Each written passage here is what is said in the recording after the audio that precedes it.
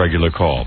Robin, we're ready to get back to the Nambla tapes, but first on our phone, who's on the phone again? You want to talk to a guy that crashed the John Candy funeral? Yeah. Spoke to Chevy and Janie Chase? Yeah, good. Oh, no. Now, that's got to be a cool funeral to go to, John Candy. He must have had a lot of cool showbiz friends. Where did they bury John Candy, in Los Angeles?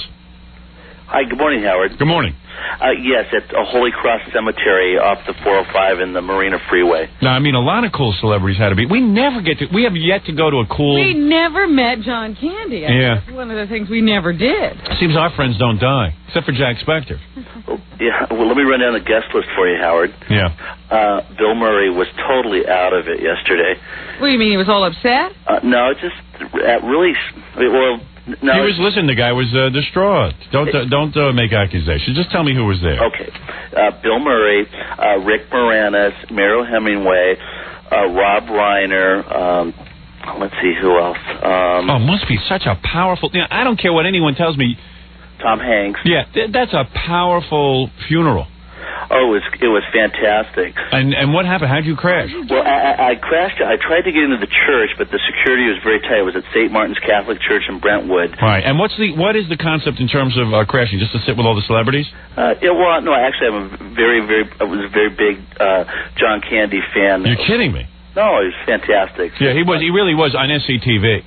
Absolutely. You know, let's forget about his movies. Okay. All right, let's put that behind him. The guy's dead now. Let's remember the good times. Exactly. But so they wouldn't let me. I would have liked to meet the 45 guys who had to dig his grave. Man, can you imagine? Well, you know what was interesting, Howard, is his casket was very beautiful, but it was very thin. I don't know. I guess after you're embalmed, I don't know if they suck all that stuff out of you. Yeah, they give you a liposuction. Yeah, you think they did that so he could be easier to carry? Yeah, so he'll also look good. I understand they buried him. He looked like a young Cary Grant. Yeah, how many pallbearers do you think? Actually, there was 8 pallbearers, and Jim Belushi was one of them. However, he was put into a crypt, not into the ground. I wonder why. Oh, a crypt. Yes. Well, he's an important man. He should be in a crypt. I'm going into a crypt. Robin actually is going into a crypt. I don't know how many people are aware of it. All right. So did Belushi look like he was having a hernia? Did anybody struggle? Like, why Belushi? Why does he get to carry John Candy? Because his brother was a heavy comedian or something? I guess he was. He was. No, seriously, why would Jim Belushi He can handle the heft? Yeah, right, like he's had training in the heavy comedian pallbearing thing. I mean, what is that? No, he was second banana on the Only the Lonely film. Oh, he was? Yeah, he was the cop. Oh, that's partner. right. I didn't realize that. Yeah. Rhea Perlman was there. Did you see her? Yes, and also let's see. I said Rob Reiner. Tom Hanks was there. Yeah. And so what happened when you saw Chevy Chase? Did you rap to him? I forget, Chevy Chase. Now, so you couldn't get into the actual church ceremony, which would have been very powerful because, of course... You know who gave a eulogy? Who? Dan Aykroyd. Yeah. Aykroyd was there, but what happened was, so I couldn't get in the church because security was so tight, but I was able to get one of the funeral stickers onto my car, and I waited till after... How'd you do that? I got in the I took it off another car and put it on my car. I got into the procession, and... Probably took, like, John Candy's wife and kids sticker. Right, they couldn't get in to see their father be buried, but this guy's in there. No, what happened was it was very rare. You know what's ironic is that Aykroyd is now the same size as John Candy. Actually, he slimmed down a little bit. Did he? But I couldn't believe how bad these guys dress. They're really... Well, that's part of it, though. That's part of it. Like, you show up... listen, let me tell you something about it. Forget about the fact that these guys are grieving. They don't grieve for anyone. These guys, when you go to a power funeral, as I call them... You really don't think these guys care? They care on some level. If they cared about him, they would have said, "Hey, John, why don't you go on a diet?" Yeah. So, I'll tell you, Bill Murray's old Ferrari was filthy. He had a 20-year-old Ferrari that was just... He shows up in a Ferrari. You see, like, it's cool, like, what you drive to the funeral. You get to see other powerful celebrities. It's a fun day, and don't let me kid you on that. You think a lot of planning goes into it? Oh, like which car will I take? Oh, absolutely. What should I wear? It's like, won't it look cool if I don't even, like, dress appropriately? Yeah, I won't even comb my hair. Parking. What? There was valet parking for the of course. This is a celebrity funeral. A church with valet Do you know how much fun that is? I mean, I get excited when even like someone, I can get to go to a minor funeral and show off. You know what I mean? It's fun. I tell you what, Howard, this is very rare. Unless it's somebody you really care about. They closed the San Diego freeway to allow the procession to go down. This is very rare. The Highway Patrol did this. Yeah. They never ever do this, but they did it for John Candy. How many cars? There was only 100 cars. It was closed to the fans. You see, that's cool when it's closed to the fans. And I couldn't believe I got. Well, I love John Candy. I just wanted to. Yeah, we all did. I wanted to go pay my respect. Except for Fred, of course. He was just very jealous. You didn't love him enough to go steal a bumper sticker. No, that I didn't love him that much. So it wouldn't even occur to me. So you what were people wearing? Like, were they wearing a suit and tie? Yeah, everyone. Most people were in suits. Norm from Cheers, John Ratzenberger was there. What do you wear, a mailman's outfit? No, he. No,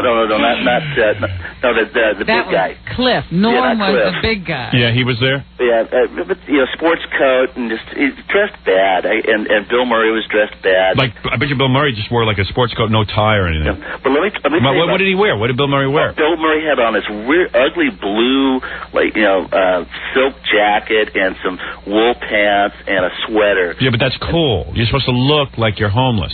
Yeah, I guess when you show up at the funeral, so it's like you just like were caught by surprise by all this, and this is you're disheveled no matter what. Let me tell you, Chevy Chase was the best dressed, though. Well, of course, he has a lot of time to pick out outfits. He also has about $9 million worth of Fox money that he can dress himself with. Fox left him with a lot of suits for him next show. I'll tell you, his wife was looking great, though. His wife's a piece of ass.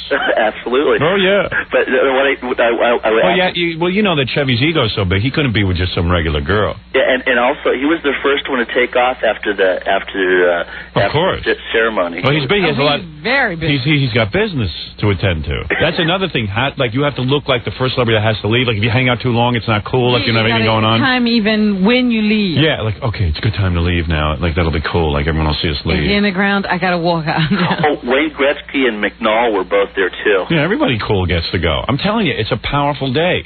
Yeah, it was. You know how many people made movie deals just doing the funeral, the John Candy funeral? Lots of schmooze in there. Yeah, so you get into the funeral, and what'd you say to Chevy Chase? No, this was great. I said, Chevy, I heard a few weeks ago the Best of Stern was on. I heard the call that Howard made to you when you were doing Fletch.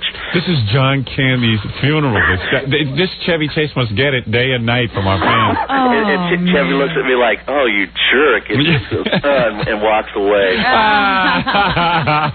That's why he left. Yeah, he couldn't take it from you. Oh, this is terrible, Janie. We got to get out of here. They're talking about Howard Stern. Thank you. Wow, this is great. I can't believe I'm talking to you. This is fantastic. I'm not a real loved guy in Hollywood, I guess, because, a lot of people listen to the show and then sort of get annoyed with the celebrities we get annoyed with. You know what was the best part? After the funeral, I gave this woman that was there a ride home or a ride back to her office in Beverly Hills. And I found out that it's David Letterman's girlfriend, Samantha, out here on the West Coast. Well, who knows? He's got a West Coast girlfriend? Yeah. Well, wait a second. Hold it. Let's stop right here. The honest. Wait. You say honest. Let's stop right. I'm sure there's a lot of women running around saying they're David Letterman's girlfriend. You have no proof of that. She knew too much. I am not going to allow you to do this. Okay. That's hearsay. Oh well. Okay. Alleged. Alleged girlfriend. So some girl told you she was David Letterman's girlfriend? Don't take it to mean that that's David Letterman's girlfriend. She convinced me. I'll tell you. Am I right, Jackie? Seriously. Absolutely. There's a lot of women claiming to be Jackie's wife. You don't know how many faxes I get from girls who claim to have made love to Jackie. It's absolutely untrue, but I want to hear everything he has to say. Right, me too. Hey, listen, I want to get back to the Nambla tapes. No offense. Hey, thank you, Howard. All right, man. Bye-bye. Bye-bye. Is it right to crash a funeral? Yes. Why not? What? It's such a serious thing. Oh, I don't know. What? I've never heard of anybody crashing a funeral before. Well, listen, the guy's a fan of John Candy. There are a lot of people who are professional mourners. If anything, that is a testament to the popularity of John Candy. If we were out there, I'd be there interviewing people. It's just like people ask me to sign the book sometimes, and it gets real annoying. And then I say to myself, hey, it could be worse? Let's say no one bought it, but the book is the fastest-selling book still in Simon & but if Schuster's you were history. at someone's funeral, I think it would be a little tacky to check out the book. Maybe that would be tacky. Maybe. Well, all those celebrities are all phony balonies anyway. I'm sure half of them could care less that John Candy died. It's just that they're like, hey, it's a cool place to be. They have their publicists find out who's going to the funeral. And then they go. Yeah. You know what I mean. So who else is going to be there? And don't tell me that doesn't go on. It does. I know it. wasn't. I'm quite frankly not impressed with the showing. Really? It was not a great showing for John Candy. Yeah, imagine for us. John Candy can't bring them out. Let me take a break and let's get back to the NAMBLA tapes. I didn't mean to get sidetracked. Because the good stuff's now really about to happen as John goes one-on-one with the NAMBLA people.